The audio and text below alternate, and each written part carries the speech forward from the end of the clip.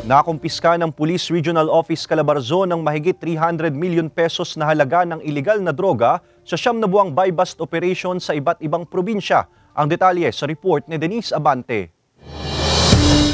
Umaabot sa mahigit 170 gramo ng mga iligal na droga ang nasabat ng Police Regional Office Calabarzon sa kanilang 9 na buwang operasyon kontra iligal na droga sa iba't ibang lugar sa rehiyon. Ayon sa pamunuan ng PRO Calabarzon, nagkakahalaga ng mahigit 300 milyong piso ang kanilang nakumpiska mula Enero hanggang Setyembre ngayong taon. Kabilang sa mga nasabat ang shabu, marijuana at ecstasy. This year, marami tayong nahuhuling mga talagang malalaking transactions. So, may mga operations tayo na umabot ng millions talaga yung amount ng illegal drugs.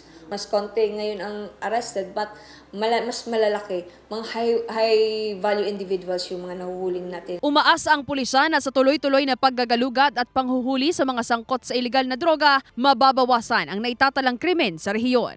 Malaking bagay ito kung mapababa natin yung mga illegal activities pagdating sa illegal drugs.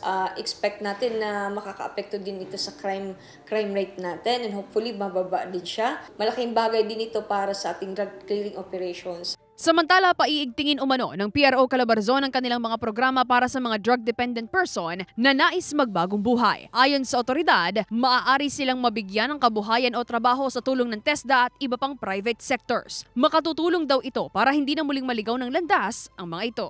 Buhay ingatan, drogay, ayawan. Sa amin mismo dito sa PRO Calabarzon ay mag-initiate ng isang programa para sa ating mga drug dependents. Nagkaroon sila mga activities. So, nag-exercise sila, yung skills development.